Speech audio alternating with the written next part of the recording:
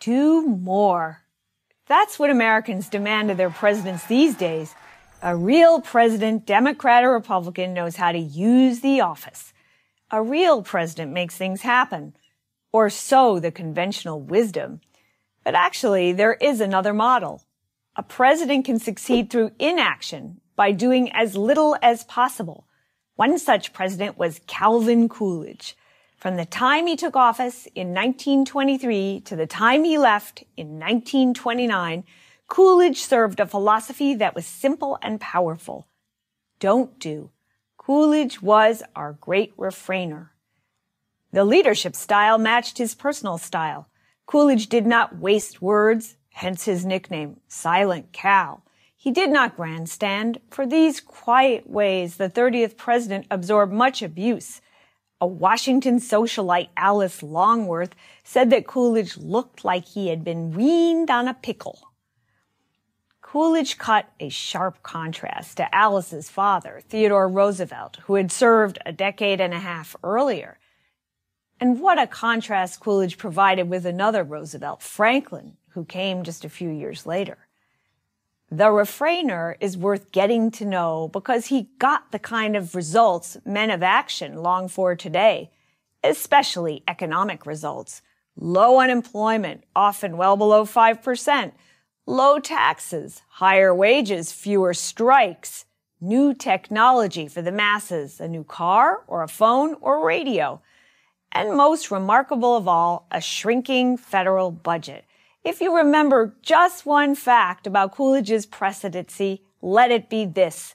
Coolidge left the federal budget lower than he had found it. How did Coolidge do it? First, he resisted taking unnecessary action himself. Second, he imposed the same discipline on Congress.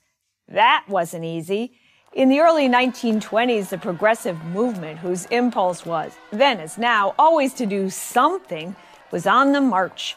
Progressive plans included more aid for agriculture, encouraging unions, increasing taxes, and nationalizing important industries, such as railroads and utilities.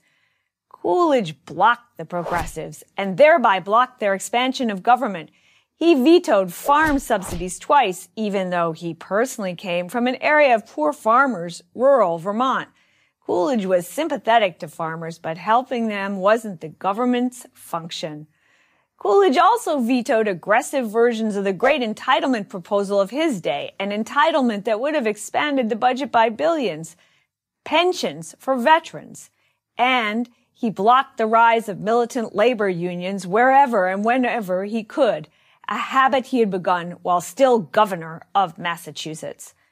Coolidge made especially good use of the pocket veto, the ability of the president to veto a bill by simply not returning it to Congress. It is much more important to kill bad bills, he said, than to pass good ones. In total, Coolidge vetoed 50 times.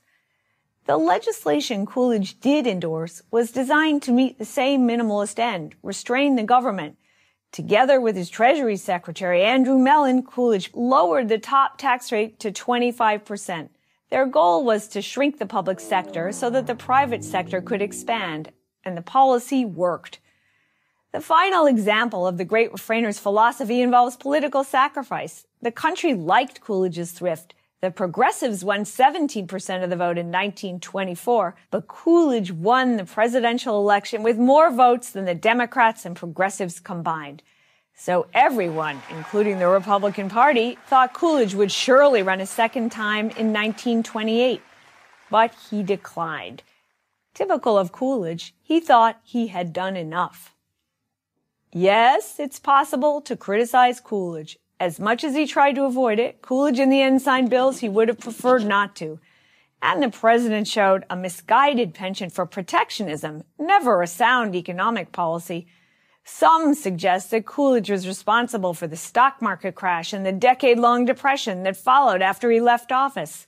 But my own research for my Coolidge biography, Coolidge, suggests that claim is inaccurate. Indeed, researching another book, The Forgotten Man, I found evidence that too much action by Presidents Hoover and Roosevelt put the great in the phrase Great Depression. It is ironic that a man of such personal modesty presided over the era known as the Roaring Twenties. But that was the paradox. Coolidge was a Scrooge who begat plenty. Perhaps the day has come for a new politician to follow the great refrainer's guiding rule. Where others do, don't. And if you have to do less. I'm Amity Schlaze of the Coolidge Foundation and the King's College for Prager University.